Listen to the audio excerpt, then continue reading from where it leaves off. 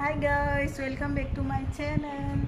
So आज हम आम और जैकफ्रूट खाने वाले हैं। अभी हम काटने वाले, दादी लेके आ रहे,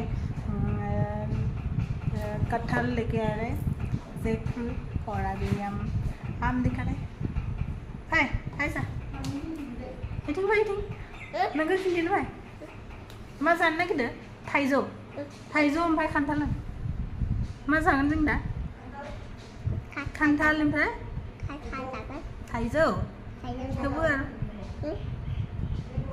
अभी हम लोग खा रहे हैं, आप लोग देखते रहिए। दाई जों जानोसै खान्थाल ओमफ्राय थाइजौ ना। So some मेघर was some mango और जैकफ्रूट खाने वाले। So आप लोग देखते रहिए, दिखा रही हूँ मैं आप लोग को, तो लास्ट तक वीडियो देखते रहिए। तो चलो, दादी आ गया, मैं अभी दादी को दिखा रही हूँ। माला बुदाबै खान्थाल खान्थाल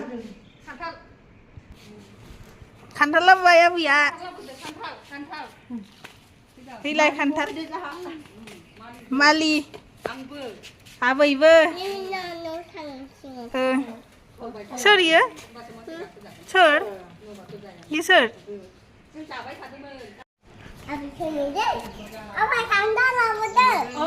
खान्थाल लाबोदो।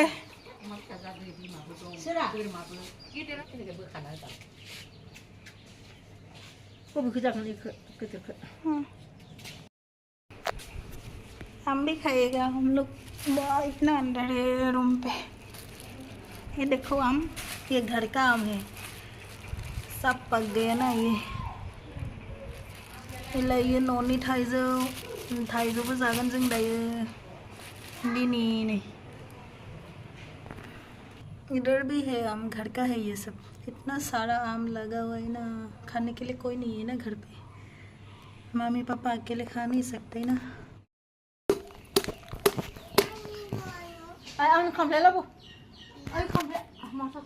लाबो खामलायखौ लाबो आबैनो, मबाइलखौ दोन।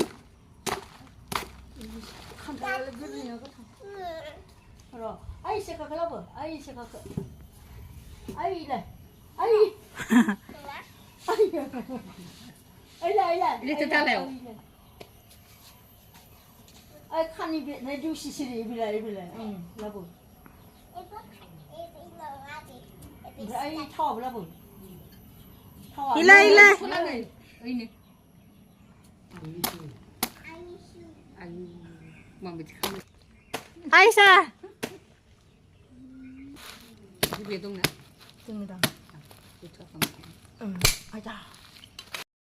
Pilih enggak habis sebenarnya jalan, meni saya haya nanti laki laki. Tapi pilih enggak habis sebenarnya jalan, meni saya haya nanti laki laki. Tapi pilih. माखौ नोंलाय उलाय? थाइजौ जानोसै फैदो, थाइजौ हानसै दायो। थाइजौ जानो मा जानो? थाइजौ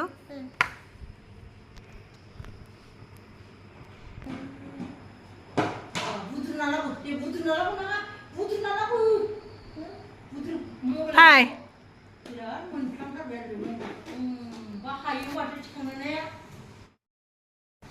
थाइजौ जानोसै आंहा। लाबो सेन्देल फैथिंसो,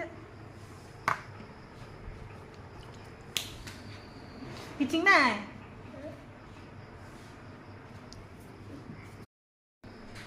मा जानो नामायदो? मोजां। आइसा इथिं नाय, मा जानो नामायदो?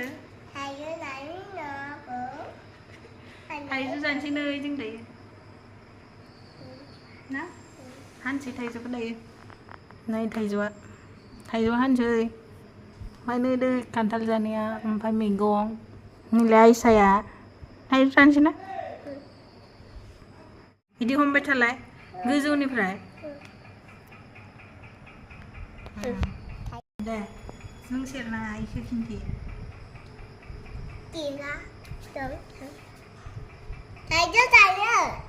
थाइजौ जानो नै।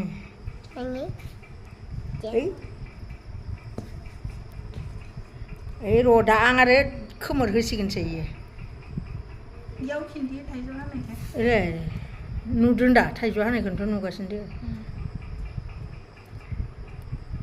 दायो थाइजौ हाखांबाय दायो जों जानोसै ना नै सिनि एसे होबाय एसे मिक्स खालामबाय न'नि थाइजौ आरोना